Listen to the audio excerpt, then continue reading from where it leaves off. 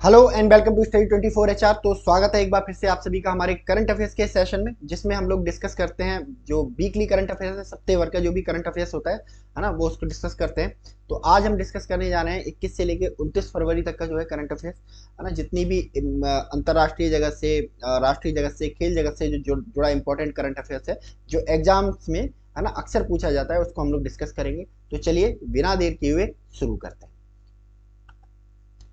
चलिए, international solar alliance, international solar alliance, ठीक है।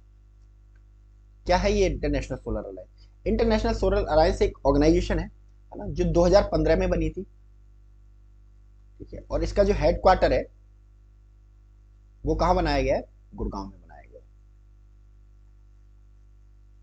हेडक्वार्टर गुड़गांव में बनाया गया। अब क्यों बनाया गया था ये ऑर्गेनाइजेशन? एक्चुअली फ्रांस और जो इंडिया है, उन्होंने मिलकर एक प्लान बनाया कि जो पेट्रोल डीजल जो पेट्रोलियम प्रोडक्ट हैं उन पर डिपेंडेंसी कम की जाए और सोलर एनर्जी का इस्तेमाल किया जाए।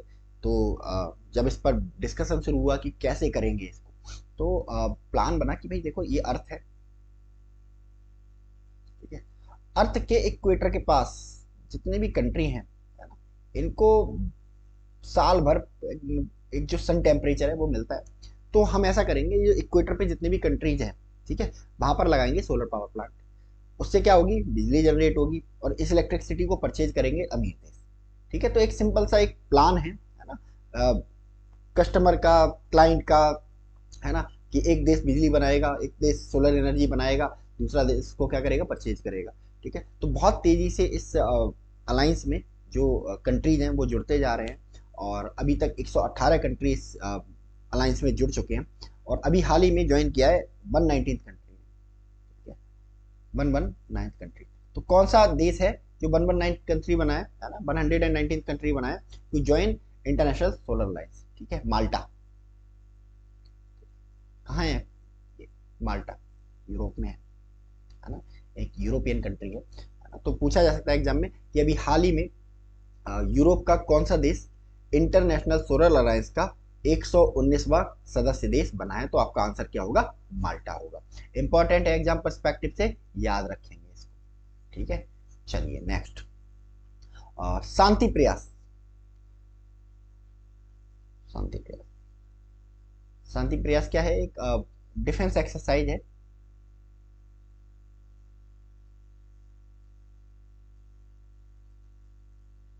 डिफेंस एक्सरसाइज है। चौथा एडिशन है इसका, अभी हाल ही में संपन्न हुआ है ना। तो किस कंट्री में संपन्न हुआ है, कहाँ पर संपन्न हुआ है? तो ये जो शांति प्रयास डिफेंस एक्सरसाइज का जो एडिशन है, चौथा एडिशन है, वो काठमांडू, काठमांडू कहाँ पे है? नेपाल में। नेपाल की कैपिटल है, नेपाल की कैपिटल है, ठीक है। यहाँ पर इसको है ना संपन्न कराया गया। और इस एक्सरसाइज में कितने कंट्री ने पार्टिसिपेट किया? तो यूएसए, इंग्लैंड जैसे जो नामचीन कंट्री हैं, उनको कुल मिलाकर 19 कंट्रीज ने, है ना, इस एक्सरसाइज में पार्टिसिपेट किया। तो पूछा जा सकता है कि हाल ही में शांति प्रयास युद्धाभ्यास का आयोजन कहाँ किया गया? काठमांडू नेपाल में किया गया। या फिर ये भी पूछा जा सकता है कि अभी हाल ही में जो आपका शांति प्रयास डिफेंस एक्सरसाइज है, जो काठमांडू में संपन्न हुई, ठीक है, उसमें कितने देशों ने हिस्सा लिया? तो 19 कंट्री ने हिस्सा लिया, ठीक है। चलिए नेक्स्ट, कान।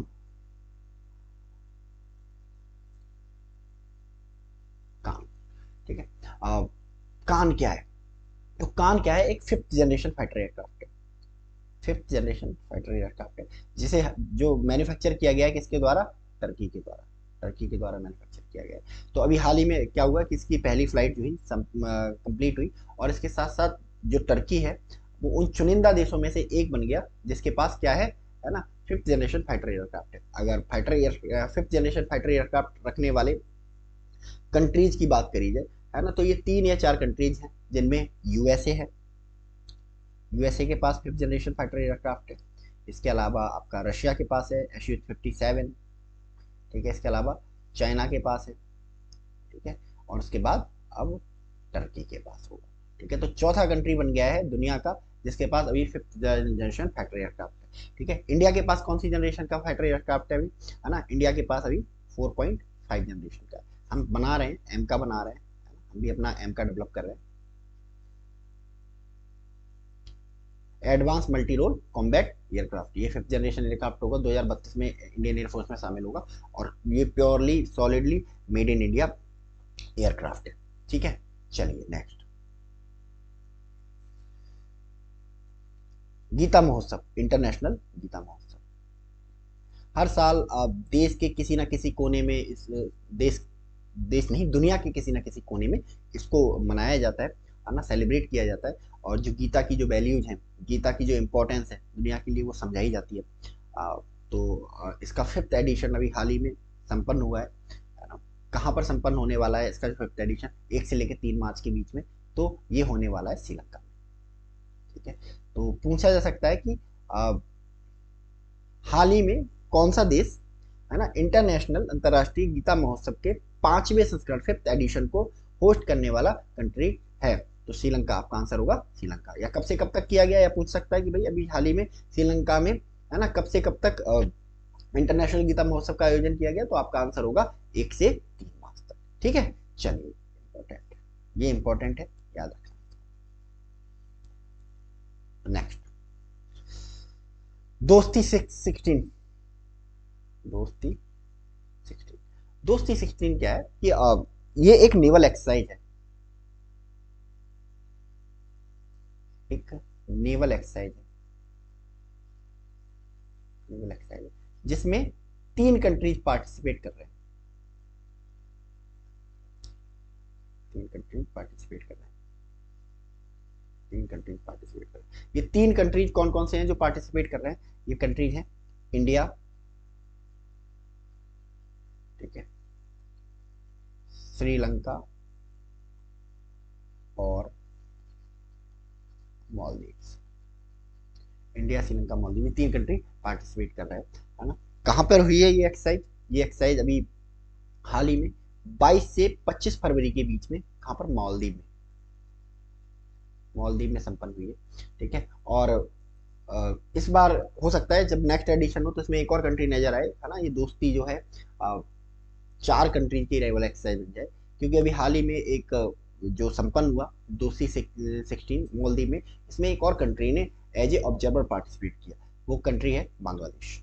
ठीक है, बांग्लादेश ने पार्टिसिपेट किया यहाँ पे as a observer, also participating. ठीक है, आया समझ?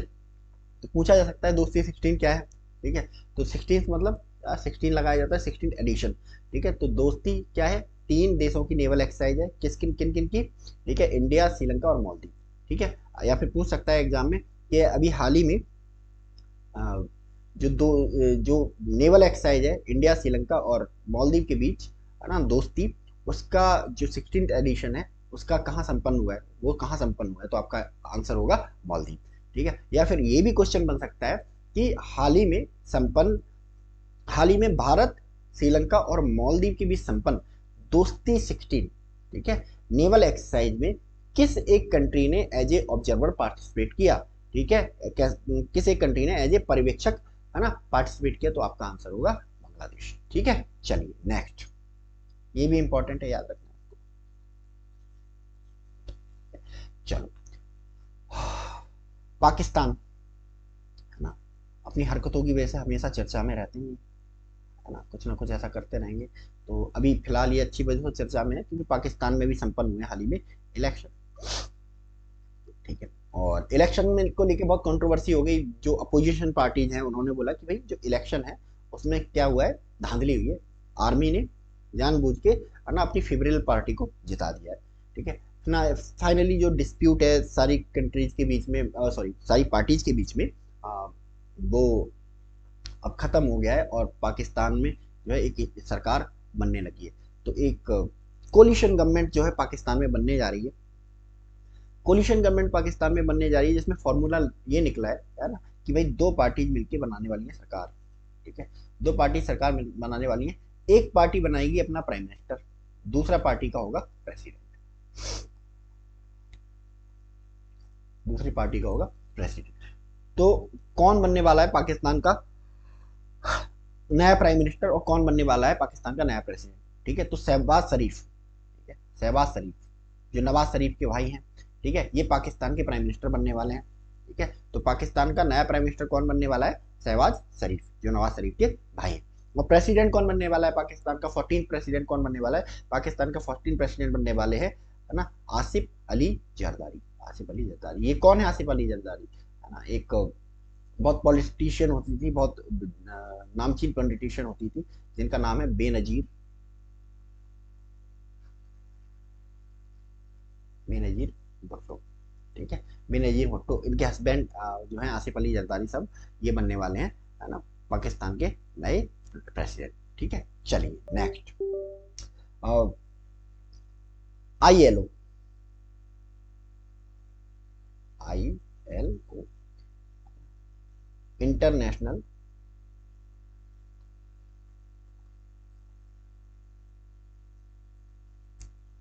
लेबर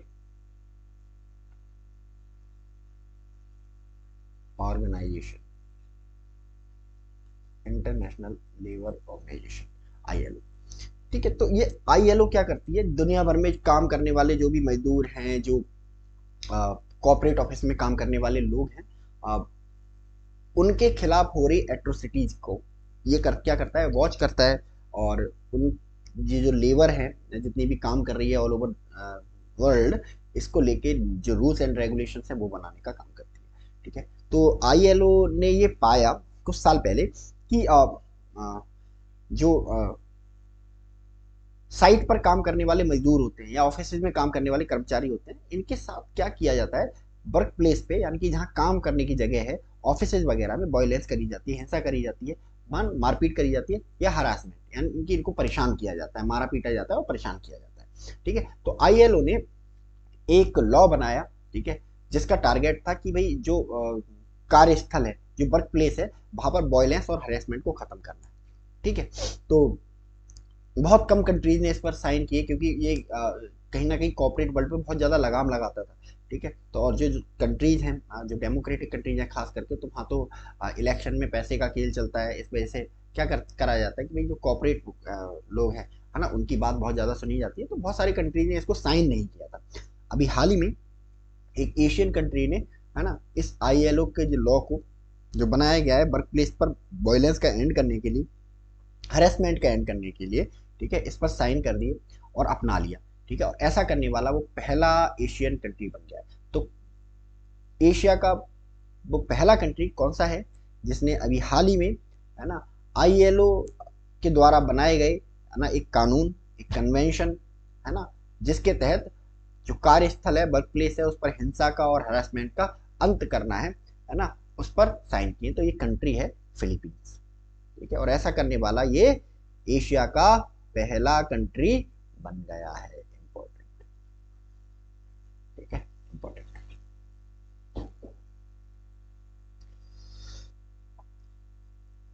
चलो next, mobile world Congress. Mobile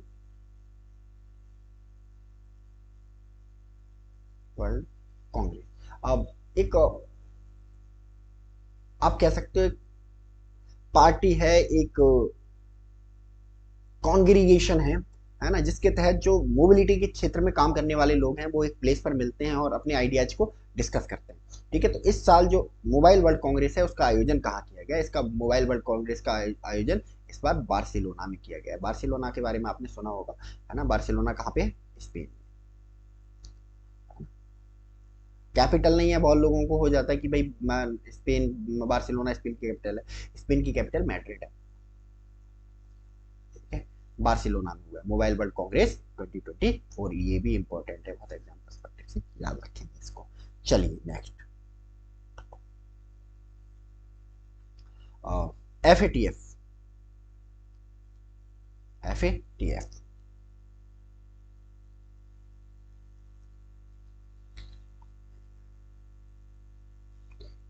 FATF, ठीक है, इसका फुल फॉर्म है financial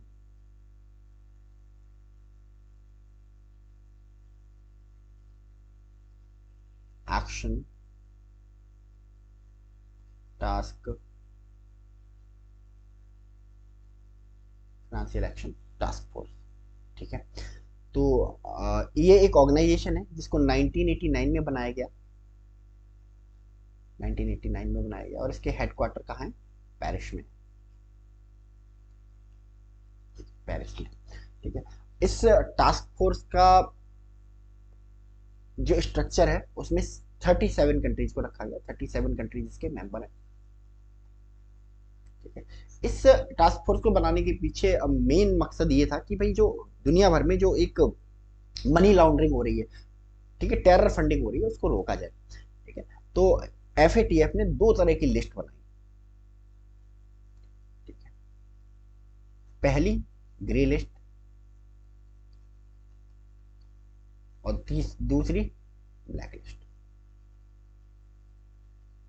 grey list, black list क्या है कि भाई ग्रे लिस्ट में कैसे कंट्रीज को डाला जाता है? ग्रे लिस्ट में ऐसे कंट्रीज को डाला जाता है जहां पर जो टेरर फंडिंग है या फिर मनी लॉन्ड्रिंग है, वहाँ के केस एफएटीएफ को सुनने को मिलते हैं कि भाई यहाँ पे हो रहे हैं।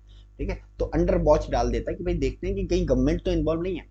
ठीक है, ग्रे लिस्ट में किसी कंट्री को डालने का मतलब ये है कि भाई वार्न कर दिया जाता है कंट्रीज को कि भाई देखो इस कंट्रीज में क्या हो रहा है कि कंट्री में मनी लॉन्ड्रिंग हो रही है, और आप अगर अपना पैसा डालोगे तो आपका पैसा भी कहाँ चला जाएगा? गलत जगह चला जाएगा, सो बी केयरफुल। ठीक है, यहाँ पैसा इन्वेस्ट करने से पहले, है ना, 10 बार सोचो। तो जब ग्रे लिस्ट में कोई कंट्री चला जाता है तो वहाँ इन्वेस्टमेंट ऑटोमेटिकली कम हो जाती है। ठीक है, फिर जब कोई कंट्री जो कि ग्रे लिस्ट में पड़ा हुआ है और वो डेलिबरेटली वो उन चीजों को करते जा रहा है, दोहराते जा रहा है, उन गलती को दोहराते जा रहा है, तो उस कंट्री को कहाँ डाल दिया जाता है? ब्लैक लिस्ट में डाल दिया जाता है। ब्लैक लिस्ट का मतलब बहुत सीधा होता है कि भाई देखो इस कंट्री में कोई इन्वेस्ट नहीं करेगा, अगर इस कंट्री में कोई भी इन्वेस्ट करेगा, इस कंट्री के साथ कोई भी ट्रेड करेगा, तो हम उस कंट्री के साथ ट्रेड नहीं करेंगे। तो ये ग्रे लिस्ट और ब्लैक लिस्ट इन्होंने बना के रखी। तो अभी हाल ही में इसकी मीटिंग हुई एफएटीएफ की, साल में 2 बार मीटिंग होती है। ठीक है, तो एक कंट्री है जिसको ग्रे लिस्ट में डाला गया था पिछली मीटिंग में, इस बार उसको निकाल दिया गया। तो कौन सा कंट्री है जिसको भी हाल ही में एफएटीएफ की ग्रे लिस्ट से निकाल दिया गया? तो ये है यूएई। यूएई को रिमूव कर दिया गया है फ्रॉम एफएटीएफ ग्रे लिस्ट। ठीक है, इसके अलावा दो कंट्रीज हैं जिनको एफएटीएफ की ग्रे लिस्ट में डाला गया है। ये कौन से दो कंट्री हैं जिनको एफएटीएफ की ग्रे लिस्ट में डाला गया है? जिसका नाम है, दो कंट्री हैं, नामीबिया, नामीबिया और केन्या। ठीक है, दोनों अफ्रीकन कंट्री हैं। ठीक है, तो एफएटीएफ को ये खबर मिली और एफएटीएफ के पास पुख्ता सबूत थे कि भाई, है ना, ये दोनों कंट्री अपने यहाँ क्या कर रहे हैं? मनी लॉन्ड्रिंग करवा रहे हैं या फिर, है ना, टेरर फंडिंग में इंडल्ज है, इसलिए इन दोनों को एफएटीएफ की ग्रे लिस्ट में डाल दिया गया है। ठीक है, तो कौन सा कंट्री निकाला गया है? यूएई को निकाला गया है, दो कंट्री डाले गए, उसके बदले नामीबिया को और केन्या को डाला गया है। ठीक है, चलिए नेक्स्ट, इंपॉर्टेंट है ये, याद रखेंगे इसको। चलो, अभी हाल ही में दुनिया की तीसरी सबसे बड़ी मस्जिद, दुनिया की तीसरी सभी सबसे बड़ी मस्जिद क्या हुई है? बनके तैयार हुई है। दुनिया की तीसरी सबसे बड़ी मस्जिद, है ना, किस कंट्री में बनके तैयार हुई है? तो ये मस्जिद जो है बनके तैयार हुई है अल्जीरिया में। अल्जीरिया, अल्जीरिया की कैपिटल क्या नाम है? एल्जियर्स। एल्जियर्स, अल्जीरिया की कैपिटल एल्जियर्स में ये बनके तैयार हुई है। ठीक है, तो याद रखेंगे इसको। दुनिया की तीसरी सबसे बड़ी मॉस्क कहाँ बनी है? अल्जीरिया के अल्जियर्स में बनी है। इंपॉर्टेंट है, एग्जाम पर्सपेक्टिव से याद रखेंगे। ठीक है, न्यूजीलैंड, है ना, है ना, जिसने भी हाल ही में क्या करा? टोबैको लॉ को, एंटी टोबैको लॉ को क्या कर दिया? अपने यहाँ पे रिपील कर दिया, हटा दिया। एक्चुअली कुछ साल पहले जो न्यूजीलैंड है उसने अपने यहाँ पे क्या किया था? जो टोबैको कंज्यूम करने वाली के लोग हैं या टोबैको कंज्यूम करने वाली कंपनियां हैं, बैन कर दिया था। ठीक है, यानी कि टोबैको का पूरी तरह, टोबैको पर पूरी तरह प्रतिबंध लगाने वाला दुनिया का पहला देश बना था ये। ठीक है, अब हुआ क्या लास्ट ईयर यहाँ पे कि न्यूजीलैंड में आ गया रिसेशन, मंदी। और जब रिसेशन आता है, जब रिसेशन आता है तो क्या हो जाता है? जब रिसेशन आता है तो लोगों की सैलरी जो है कम हो जाती है, सैलरीज कम हो जाती हैं, या फिर जॉब चली जाती, जॉब चली जाती, नो जॉब। ठीक है, अब ऐसी कंडीशन में जब जॉब नहीं है, सैलरी नहीं है ना, और गवर्नमेंट कह रही है कि भाई हमें दो टैक्स, कहाँ से देंगे ये लोग? नहीं दे पाएंगे ना। ठीक है, तो जब रिसेशन आ गया, सैलरीज कम हो गई, तो गवर्नमेंट में लोगों ने कहा कि भाई हम टैक्स नहीं दे पाएंगे क्योंकि हमारी जो सैलरी है बहुत कम हो गई है, इतने में हमारा खर्चा नहीं चल रहा है, तो प्लीज सॉरी, हमसे टैक्स मत मांगो। ठीक है, तो गवर्नमेंट को झुकना पड़ा, न्यूजीलैंड की गवर्नमेंट को, है ना, कि भाई बात तो ठीक कह रहे हैं ये, इनसे टैक्स लेंगे तो फिर कैसे चलेगा। तो अ, जो इनकम टैक्स है उसको या तो कम कर दिया गया है ना, कुछ लोगों के लिए, या बिल्कुल खत्म कर दिया गया है। अब जब इनकम टैक्स खत्म कर दिया गया तो इनकम टैक्स के खत्म होने से सरकार की जो इनकम है वो खत्म हो गई, है ना। सरकार चलती कैसे है, ठीक है, अगर मैं मान लो हमारे यहाँ मोदी जी को ही कह दें, मोदी जी ठीक है प्राइम मिनिस्टर बन जाओ बट आपको 1 रुपया नहीं देंगे, ठीक है, तो बताओ मोदी जी कैसे डेवलपमेंट करेंगे, कैसे रोड बनाएंगे, कैसे रेलवे बनाएंगे, कैसे बुलेट ट्रेन बनाएंगे, है ना। सरकार को भी पैसा चाहिए होता है, सरकार को भी है ना, सरकार को पैसा चाहिए होता है। सरकार क्या करती है, इनकम करती है, कहाँ से इनकम करती है ना, इनकम टैक्स के रूप में पैसा लेगी, ठीक है, जीएसटी के रूप में पैसा लेगी, है ना, इसी से सरकार की इनकम होती है। और उसी को तुमने क्या कर दिया, है ना, मना कर दिया कि हम नहीं करेंगे, तो सरकार की इनकम होगी नहीं। तो अब सरकार की इनकम हो गई न्यूजीलैंड में बंद, तो सरकार ने कहा कि क्या करा जाए भाई, जो इनकम आए, है ना, टैक्स तो ले नहीं सकते। तो सरकार ने कहा कि हम लोगों ने टोबैको पर बैन लगाया, तो ऐसा करते हैं हम लोग, जो टोबैको है ना उसको दोबारा शुरू कर देते हैं कंट्री में, और इस पर टोबैको पे हम लोग इम्पोज करते हैं हाई टैक्स, हाई टैक्सेस, ठीक है, जो खरीदेगा, जो पिएगा वो ज़्यादा टैक्स देगा, ज़्यादा पैसे देगा, है ना, और परचेज करेगा। तो इसी के चलते न्यूजीलैंड ने अभी हाल ही में अपने यहाँ पर एंटी टोबैको लॉ को क्या कर दिया है, बैन, एंटी टोबैको लॉ को रिपील कर दिया है, ठीक है। चलिए नेक्स्ट,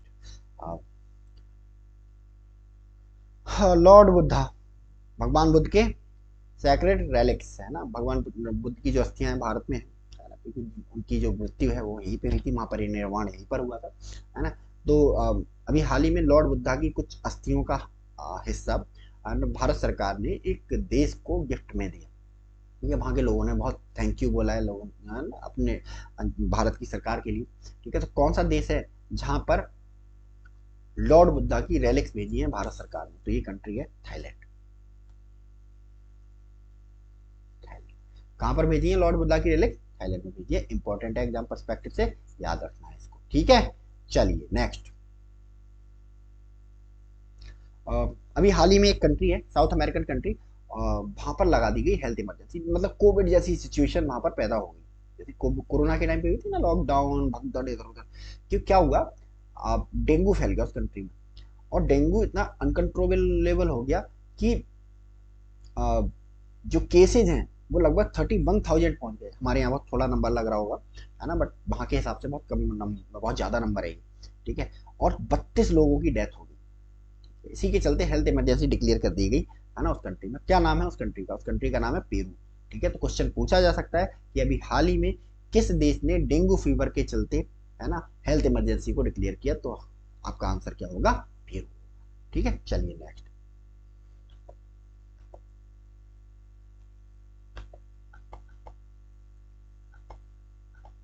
चलो, दुनिया की पहली वैदिक क्लॉक क्लॉक दुनिया की पहली वैदिक क्लॉक कहां पर लगाई गई है, वर्ल्ड फर्स्ट वैदिक क्लॉक, ठीक है, कहां पर लगाई गई है ये, पहली वैदिक क्लॉक लगाई गई है उज्जैन में, उज्जैन, उज्जैन कहां पर है,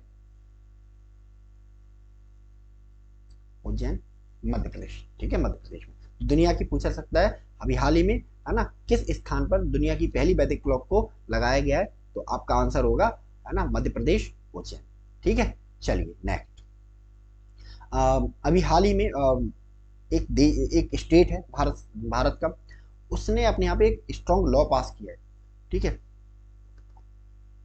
लॉ है कि भाई जो दंगा करेगा उसको पैसा भरना पड़ेगा, ठीक है। तो ऐसा कानून बनाने वाला वो भारत का तीसरा स्टेट बन गया है। इससे पहले उत्तर प्रदेश में ये कानून है, आपके हरियाणा में ये कानून है, तो अब उत्तर प्रदेश और हरियाणा के बाद तीसरा जो है स्टेट बन गया है। तो कौन सा स्टेट है जिसने एक लॉ पास किया है ना, जिसके तहत जो राइटर्स हैं, दंगा करने वाले लोग हैं, उनको, है ना, दंगों के दौरान होने वाले नुकसान की भरपाई करने के लिए क्या किया जाएगा, है ना, फोर्स किया जाएगा। तो ये ये स्टेट है उत्तराखंड, ठीक है, याद रखेंगे इसको, ये वर्ल्ड क्लॉक वाला थोड़ा इंपॉर्टेंट है, इसको भी याद रखेंगे, ठीक है। चलिए नेक्स्ट, हाँ, अभी तक इसरो इसरो अपने जो सारे रॉकेट है वो कहाँ से छोड़ता है, श्रीहरिकोटा, श्रीहरिकोटा सतीश धवन स्पेस सेंटर, आंध्र प्रदेश में, है ना, है ना, एक ही स्पेस पोर्ट है हमारे पास में कुल मिला के, है ना। अभी हाल ही में हमारे प्राइम मिनिस्टर नरेंद्र मोदी जी हैं, उन्होंने इसरो का जो सेकंड स्पेस पोर्ट है उसको भी हाल ही में इनॉग्रेट किया। किस स्टेट में, है ना, इस स्पेस पोर्ट को बनाया गया? तो ये स्टेट है तमिलनाडु। ठीक है, तो सवाल आपसे पूछा जा सकता है, हाल ही में प्रधानमंत्री नरेंद्र मोदी ने किस स्थान पर इसरो के सेकंड स्पेस पोर्ट की, है ना, का इनॉग्रेशन किया है, उद्घाटन किया है? तो आपका आंसर होगा तमिलनाडु। इंपॉर्टेंट है, एग्जाम पर्सपेक्टिव से याद रखना। ठीक है, चलिए, आजादी के 75 साल के बाद भी, है ना, हम, हमारी सबसे बड़ी विफलता ये है कि हम बहुत सारे इलाकों में बहुत कुछ नहीं कर पाए। ठीक है, जिनमें सबसे अहम चीज है रेलवे, है ना। रेलवे नॉर्थ ईस्ट में बहुत कम स्टेट्स में पहुंची है, नाम मात्र को पहुंची है। ठीक है, तो इसी बीच अब ये काम बहुत तेजी से हो रहा है, और इसके तहत क्या हुआ है कि एक स्टेट है ना, वहां पर एक रेलवे स्टेशन बनाया गया है, पहला रेलवे स्टेशन है वहाँ का। तो कौन सा स्टेशन, कौन सा स्टेट है जहाँ रेलवे को पहली बार बनाया जा रहा है? ठीक है, तो ये स्टेट है सिक्किम। ठीक है, और सिक्किम का पहला रेलवे स्टेशन है ना, एक रैंगपो नाम की जगह है। ठीक है, तो वहां पर इसको रेलवे स्टेशन को बनाया गया है। इसका उद्घाटन अभी हाल ही में प्राइम मिनिस्टर नरेंद्र मोदी ने किया। ठीक है, PM Modi inaugurate Sikkim first railway station in Rangpo, है ना, रिसेंटली। ठीक है, तो कौन सा स्टेशन है? रैंगपो। क्वेश्चन पूछा जा सकता है अभी हाल ही में, है ना, किस स्थान पर प्रधानमंत्री नरेंद्र मोदी ने, है ना, उस स्टेट के पहले रेलवे स्टेशन का उद्घाटन किया? तो आंसर होगा सिक्किम। ठीक है, आप ये पूछ सकता है हाल ही में प्रधानमंत्री नरेंद्र मोदी ने सिक्किम में, है ना, सिक्किम के पहले रेलवे स्टेशन का उद्घाटन किया, उसका नाम क्या है? तो रैंगपो रेलवे स्टेशन। ठीक है, चलिए नेक्स्ट, सबेरा। ठीक है, सबेरा प्रोग्राम। ठीक है, हाल ही में ये शुरू किया गया है एक स्टेट के द्वारा, और इस सबेरा प्रोग्राम का मेन जो मोटिव है, जो मेन टारगेट है, वो ये है कि जो ब्रेस्ट कैंसर की समस्या महिलाओं में बढ़ रही है उसका निदान किया जाए, उसको समय से पहले उसकी जांच पड़ताल की जाए। क्योंकि अगर समय रहते चीजों का क्या हो जाता है ना, है ना, निपटारा हो जाता है इन सब चीजों का, अदरवाइज तो बहुत प्रॉब्लम हो जाती है ब्रेस्ट कैंसर को लेकर। ठीक है, तो कौन सा स्टेट है जिसने अर्ली ब्रेस्ट कैंसर डिटेक्शन के लिए सबेरा प्रोग्राम की शुरुआत की है? तो ये स्टेट है भाई हरियाणा। हरियाणा। ठीक है, चलिए नेक्स्ट,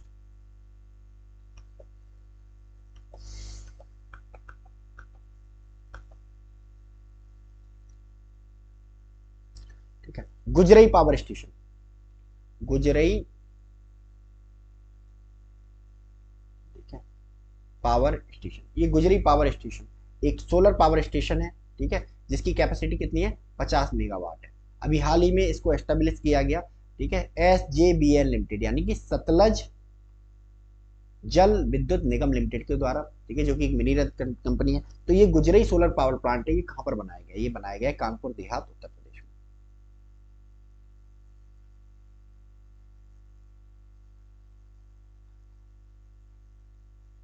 कानपुर देहात, उत्तर प्रदेश में। ठीक है, तो कहां पर बनाया गया गुजरी सोलर पावर स्टेशन? ये बनाया गया है कानपुर देहात, उत्तर प्रदेश में। ठीक है, याद रखेंगे इसको। चलिए नेक्स्ट,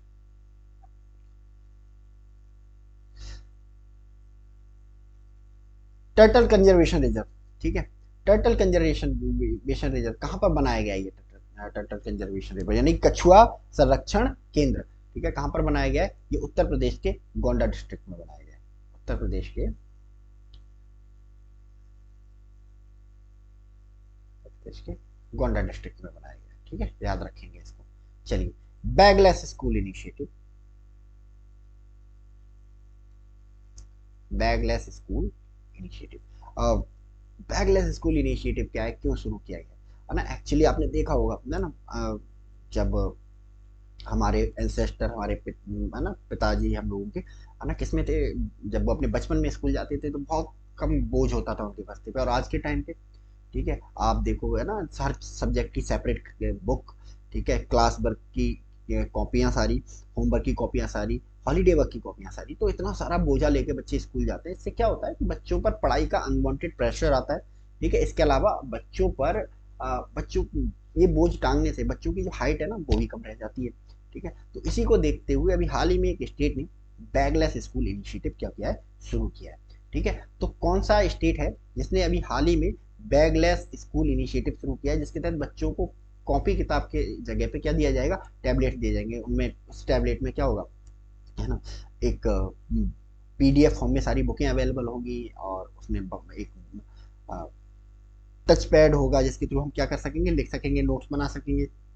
तो कौन सा स्टेट है जो बैगलेस स्कूल इनिशिएटिव को शुरू करने जा रहा है? ये स्टेट है मध्य प्रदेश। मध्य प्रदेश, ठीक है, मध्य प्रदेश ने अभी हाल ही में बैगलेस स्कूल इनिशिएटिव शुरू किया है। ठीक है, चलिए नेक्स्ट, समक्का सरलामा जात्रा। समक्का सरलामा जात्रा, ठीक है। ये एक फेस्टिवल है, मेला, एक ट्राइबल फेस्टिवल है ना। कहाँ पर, किस स्टेट में मनाया जाता है हर साल, किस स्टेट में ऑर्गेनाइज किया जाता है? तो ये स्टेट है तेलंगाना, ठीक है, तेलंगाना में इसको, है ना, हर साल मनाया जाता है। ठीक है, चलिए next, global Jain piece ambassador. Global Jain piece ambassador, ये हमारी जो विदेश मंत्रालय है ना, उसके द्वारा अनाउंस किए जाते हैं।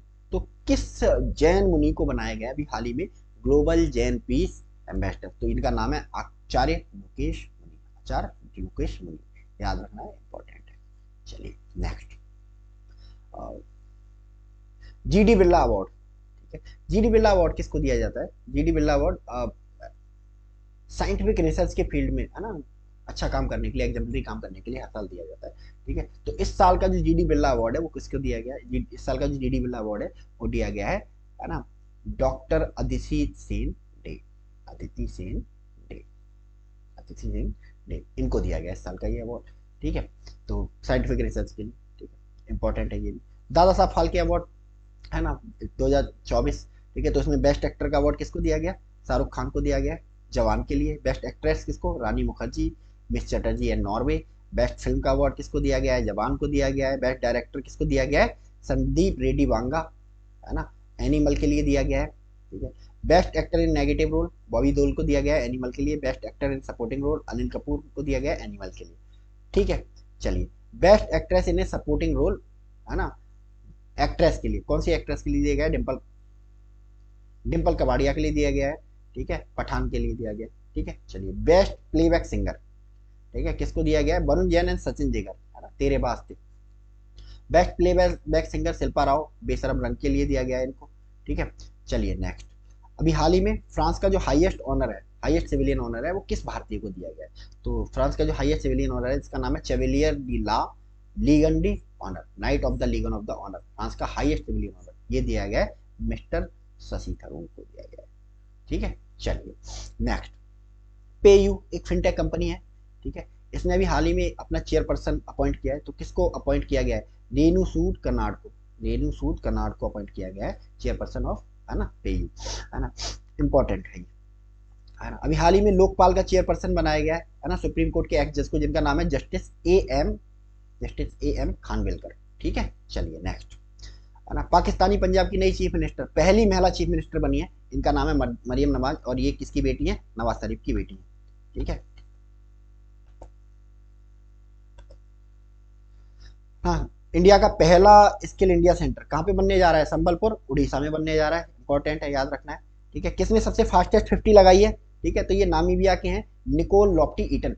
ठीक है, 33 बॉल में इन्होंने T20 में 50 लगाई है। ठीक है, खेलो इंडिया विंटर गेम्स ओवरऑल किसने जीता है? आर्मी ने जीता है, इंडियन आर्मी ने जीता है। ठीक है, चलिए, इंडिया की पहली पिच क्यूरेटर, इंपॉर्टेंट है, इंडिया की पहली पिच क्यूरेटर किसको बनाया गया है? जेसिंथा कल्याण, जेसिंथा कल्याण को इंडिया की पहली मैच, है ना, पिच क्यूरेटर बनाया गया। ठीक है, अभी हाल ही में एक 8 साल के बच्चे ने हरा दिया एक ग्रैंड मास्टर को, इनका नाम, और ये बच्चा क्या है? इंडियन है, इसका नाम क्या है? अश्वथ कौशिक। ठीक है, चलिए नेक्स्ट, नेटो की जो स्ट्रीट फाइट डिफेंडर एक्सरसाइज है वो कहाँ हुई थी? ठीक है, वो इस बार यूरोप में हुई है, खास करके जर्मनी में हुई है। चलिए, ठीक है नेक्स्ट, अभी हाल ही में अडानी ने खोला है अपना साउथ साउथ एशिया का largest ammunition and missile complex. कहाँ पर खोला है? उत्तर प्रदेश, उत्तर प्रदेश के कानपुर में खोला है। ठीक है, धर्म गार्जियन, ठीक है, इंडिया जापान के बीच में होती है ये एक्सरसाइज। ठीक है, इसका 5th एडिशन अभी हाल में कहाँ किया गया? राजस्थान, इंडिया में किया गया। ठीक है, चलिए, in global intellectual property index, India की रैंक इसमें कितनी आई है? इंडिया की रैंक आई है 42nd। ठीक है, नेक्स्ट, साइबर क्राइम रिपोर्ट, है ना, कैस्पर सी ने लागू करी है अभी, जारी करी है, 80 जो है 80 रैंक आई है हमारी, है ना।